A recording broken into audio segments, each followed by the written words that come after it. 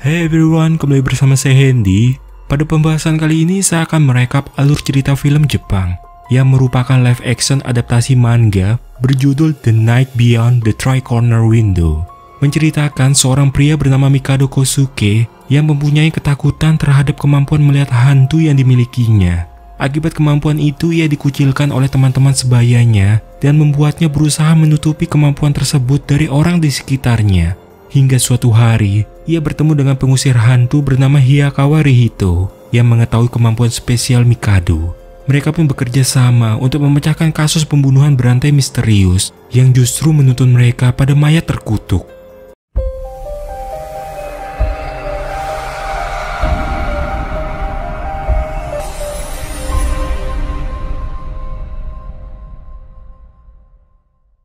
Sejak kecil, Mikado Kosuke bisa melihat makhluk yang tidak bisa dilihat dengan mata orang normal, atau bisa dikatakan ia dapat melihat hantu.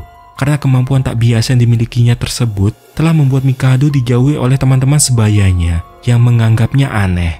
Tidak ada seorang pun yang percaya pada perkataannya.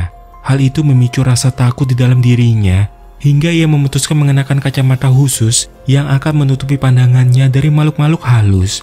Ternyata bakat melihatnya tersebut disadari oleh pria bernama Hayakawa Rihito yang merupakan seorang pengusir hantu. Walau ia seorang pengusir hantu, Rihito hanya dapat merasakan kehadiran arwah tanpa bisa melihatnya. Namun jika ia menyentuh Mikado, Rihito jadi mampu melihat bayangan hantu yang sebelumnya samar menjadi jelas. Dengan memadukan dua kekuatan, mereka dapat mengetahui apa yang menyebabkan arwah itu masih gentayangan di dunia ini. Menyadari pertemuan mereka adalah takdir, maka Rihito mengajak Mikado untuk menjadi asistennya, yaitu untuk membasmi hantu. Tapi Mikado menyangkal kalau yang dilihatnya itu hanyalah halusinasi belaka. Semua ini akibat rasa takutnya yang tak tertahankan. Dan apa alasan ia melepas kacamatanya? Supaya ia bisa membedakan makhluk tersebut dengan makhluk lainnya, sehingga ia bisa segera menjauh. Namun Rihito berusaha meyakinkan kalau Mikado bersamanya, maka rasa takut itu akan hilang. Apalagi dengan kemampuan Mikado akan membuat pekerjaan pembasmian ini semakin mudah. Walau awalnya ragu, akhirnya Mikado setuju menjadi asisten dan menandatangani kontrak. Namun setelah ia melakukan cap jari, ada sesuatu yang aneh terasa di punggungnya. Sementara di tempat lain, ditemukan jasad pada tumpukan sampah yang mana setelah diselidiki oleh detektif Hiroki bahwa kemungkinan kasus ini merupakan pembunuhan berantai. Karena menemukan kejanggalan, maka detektif Hiroki mendatangi Rihito untuk meminta bantuannya. Sebenarnya pelaku pembunuhan sudah diketahui dan bisa dikatakan kalau ini adalah kasus yang sudah terselesaikan. Yang jadi misteri, ada bagian tubuh korban yang tidak ditemukan pada mayatnya. Kalau semua potongan tubuh yang hilang itu disatukan, maka akan terbentuk satu manusia utuh. Tapi ketika polisi menyelidikinya, pelaku justru melakukan bunuh diri dan mereka belum mendapat informasi mengenai lokasi bagian tubuh itu. Jadi intinya, detektif Hiroki meminta Rihito untuk mencari sisa anggota tubuh tersebut. Tentu Rihito langsung menerima pekerjaan ini, karena dengan membantu polisi dapat meningkatkan reputasi mereka. Ketika melepas kacamatanya, Mikado dapat melihat arwah pelaku di hadapannya. Ia merasa ketakutan, dan sentuhan dari Rihito menghubungkan mereka untuk melihat kejadian bagaimana pelaku memutilasi korban serta di mana lokasinya. Pada akhirnya, Rihito langsung membasmi hantu tersebut. Berdasarkan gambaran yang didapat Mikado saat pembasmian hantu, mereka menuju suatu bangunan terbengkalai. Sedangkan di suatu tempat, seorang siswi bernama Hyura Erika menanyakan arah pada wanita yang dijumpainya. Namun Erika bukanlah gadis biasa. Ia memiliki kemampuan kutukan yang dapat membunuh setiap orang yang ia kehendaki. Ketika mereka bertiga menyusuri bangunan, ada sebuah ruangan yang dimana di dalamnya ditemukan jasad wanita dengan potongan tubuh dari 3 korban yang dijadikan satu manusia. Tiba-tiba saja Mikado merasakan hal aneh dan terdengar suara-suara yang merupakan suara pelaku dan memberitahukan kalau ia telah ditipu oleh orang bernama Hyura Erika. Dugaan mereka, kemungkinan nama itu merujuk pada seseorang yang mengendalikan pelaku agar membunuh menggunakan metode seperti itu. Rihito yakin kalau Erika pasti memanfaatkan media atau ritual itu untuk menjalankan kutukannya. Tapi karena mereka sudah menemukan jasad korban, maka efek kutukan pun akan sirna. Jika Erika ingin menjalankan kutukannya lagi, dia harus membuat media yang baru. Tentu polisi tidak akan menangani hal ini, karena yang mereka hadapi adalah kutukan dan bukan sesuatu yang bisa dibuktikan secara nyata. Sesuai dugaan, Erika yang menyadari akhirnya mendatangi tempat jasad yang menjadi media kutukannya. Di sana, ia bisa melihat bayangan Mikado sebagai orang yang telah mengusik ritualnya. Sementara detektif Hiroki, ia menunjukkan di mana lokasi terakhir korban dibunuh. Selain itu, di sana juga dikabarkan masih ada korban-korban lainnya. Baru sampai di depan pagar, Mikado sudah merasakan hawa buruk. Rihito langsung menggambar segitiga dan meminta detektif Hiroki berdiri di garisnya. Karena kekuatan tidak percaya pada diri detektif Hiroki akan menjadi penghalang. Saat masuk, badan Mikado mulai terasa tidak enak.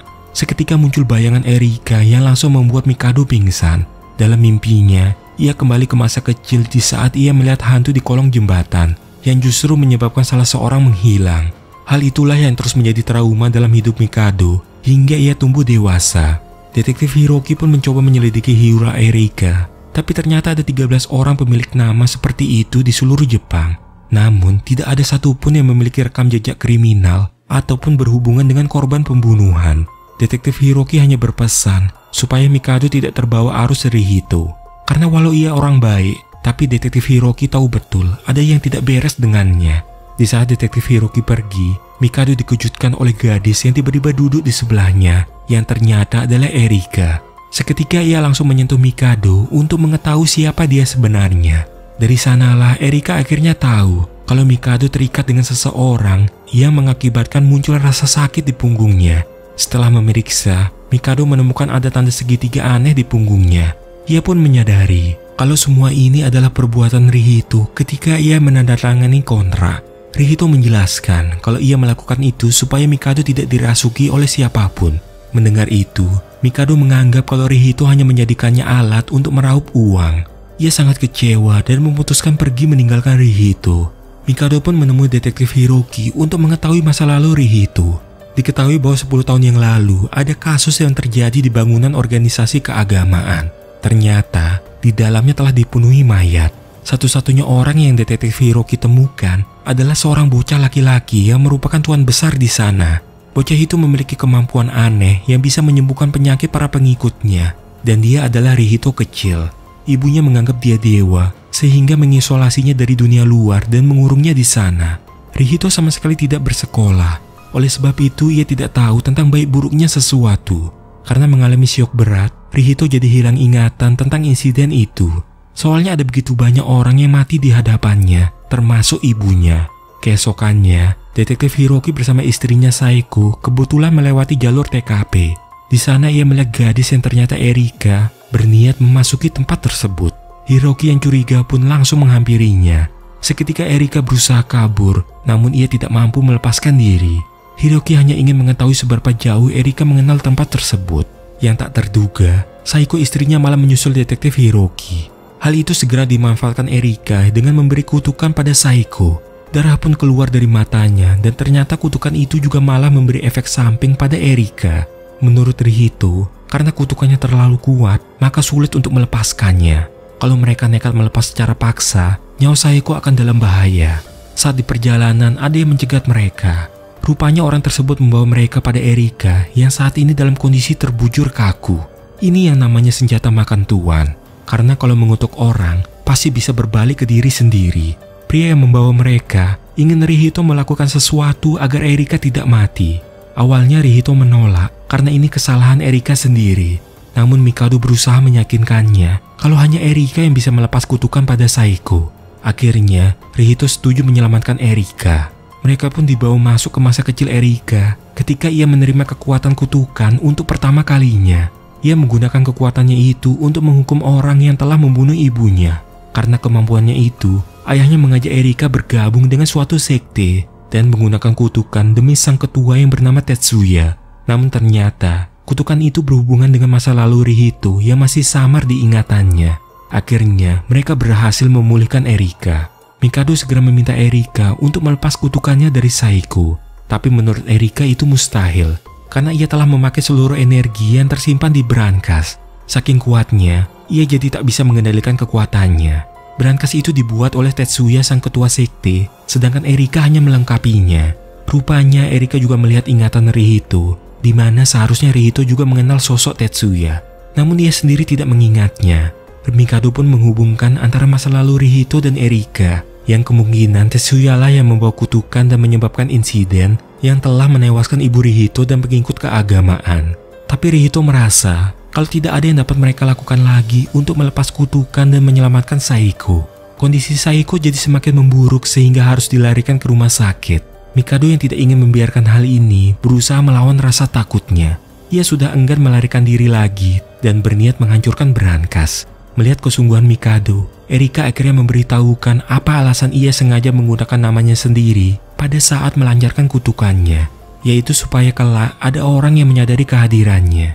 Ia sebenarnya selalu takut, karena itulah Erika sangat senang ketika bisa bertemu dengan Mikado dan Rihito. Ia pun bertekad untuk memperbaiki segala kesalahannya dengan cara membantu Mikado membuka pintu masuk menuju berangkas. Ternyata ruangan itu menyingkirkan orang yang tidak memiliki energi, tapi malah menyedot aura jahat, lalu mengumpulkannya dan menyimpannya seperti karet. Dengan menggunakan tubuhnya sendiri, Erika menarik aura jahat sehingga akan memberi jalan pada Mikado untuk terus masuk ke dalamnya. Sementara di luar, Rihito bersama detektif Hiroki yang menyusul mereka dihampiri oleh para pengikut Tetsuya yang ingin menghentikan mereka. Seorang diri detektif Hiroki mencoba melawan para pengikut Tetsuya, sedangkan kondisi Erika dan Mikado tidak berdaya mengendalikan aura jahat yang mengikat mereka. Berkat Rihito yang datang tepat waktu, ikatan di pergelangan Mikado terlepas dan ia bangkit kembali. Di ujung ruangan, terlihat benda berwarna emas yang merupakan berangkas yang mereka cari. Namun ketika Mikado menyentuhnya, efeknya justru Rihito yang terkena kutukan. Mikado pun segera masuk ke dalam ingatan Rihito untuk menyelamatkannya. Hal yang terjadi sebenarnya, ibu Rihito yang egois terlalu memaksakan putranya agar selalu mencurahkan kekuatannya. Karena menurut ibunya, itu adalah takdir. Dan yang mereka anggap takdir, yaitu menyerahkan nyawa pada orang yang memiliki kekuatan besar. Ibunya sendiri tak menganggap Rihito sebagai anak, melainkan anak dewa. Hal itulah yang membuatnya menderita dan pada akhirnya memberi kutukan pada semua pengikutnya, termasuk ibunya sendiri. Melihat semua orang di sana telah tewas, Rihito kecil menjadi syok dan bersembunyi di dalam kantin. Apa yang dialami Mikado dan Rihito hampir sama. Semenjak kecil, Mikado selalu bertanya-tanya kenapa dirinya berbeda dengan anak yang lain. Seandainya ia tak memiliki kekuatan aneh seperti ini, mungkin ia bisa hidup bahagia. Tapi setelah bertemu dengan Rihito, ia akhirnya sadar. Meskipun mereka seperti ini, pasti ada makna di balik kekuatan yang mereka miliki. Mikado jadi mengerti bahwa ada hal baik yang bisa ia lakukan dengan kemampuannya, yang mungkin orang lain anggap aneh. Ia sangat berterima kasih karena semua ini berkat Rihito yang telah menemukan dirinya. Dan jika tetap bersama, tidak akan ada yang merasa takut lagi. Di luar, polisi segera mengamankan Tetsuya bersama pengikutnya. Akhirnya, kutukan berhasil mereka lepaskan. Seluruh ingatan Rihito pun kembali. Dan tentu saja, semua ini tidak akan terwujud jika tanpa bantuan Erika. Sedangkan kondisi Saiko berangsur pulih dan bisa tersenyum seperti sedia kala. Tidak ada lagi kontrak di antara Mikado dan Rihito. Tanpa ada yang menyadari, energi kutukan masih tersimpan di dalam tubuh Erika. Film pun berakhir. Kata-kata yang diucapkan tanpa sadar bisa menjadi kutukan dengan mudahnya. Sama seperti kata-kata buruk yang ditulis di medsos, tidak ada habisnya kalau harus menanggung semua kutukan yang ada di dunia, dan tubuh pun tak akan sanggup jika terus menerimanya. Semestinya, manusia itu cuma percaya pada hal yang telah dipastikannya sendiri. Kalau dia tidak percaya, maka dia tak akan terkena pengaruh oleh apapun juga. Terima kasih yang sudah menonton di channel ini, dan sampai jumpa lagi di kesempatan lainnya.